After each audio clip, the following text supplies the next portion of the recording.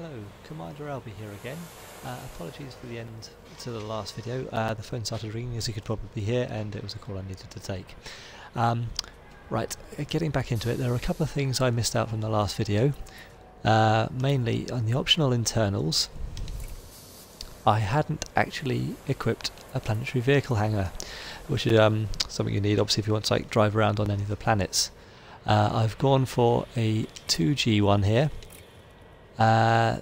That gives me a slightly better jump range than the 2H, and obviously enables me to carry a single SRV around.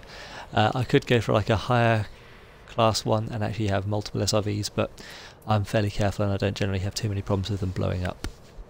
You can of course with the Scarabs do on the fly repairs when you're out and about, and obviously you can do repairs when you take it back to your ship as well. With the Scarabs, currently there's only one type of Scarab SRV you can actually use, so that's as standard. Now, the other thing I was going to talk about was the engineering. Now, the engineering can make a massive difference to how effective your Explorer ship is. The primary thing you want to upgrade for an Explorer ship is the frameshift drive. Now, you can take these to, there's a couple of the engineers, there's Farseer and Mashduk, I can't remember which one it was now. They can give you level 5 grade upgrades on these particular devices. If you look at the modifications I've got on here, I have an increased FSD range, and the 5 pips next to it indicates that it's a level 5 upgrade. This increased my frameshift drive from about 30 light years to 47.3 that you can see at the bottom of the screen there. So that makes a massive difference in terms of getting you into and out of the bubble.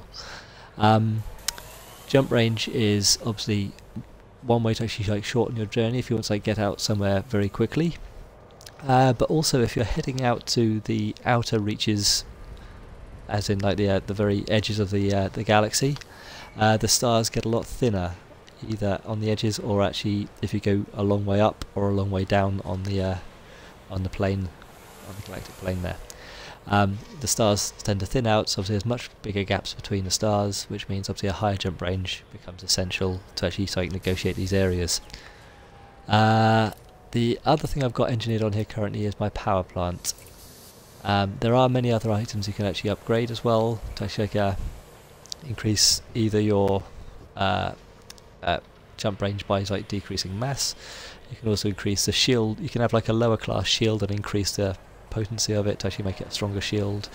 I haven't gone for many of these yet. I've still got to unlock some of the engineers to actually get these actual upgrades unlocked.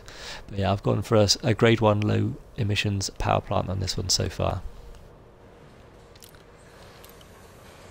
Right. Basically that's the ins and outs of setting up my craft.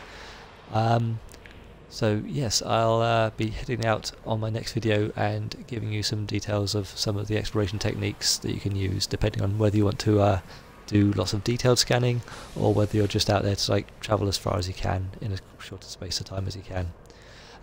So until then, I will wish you well.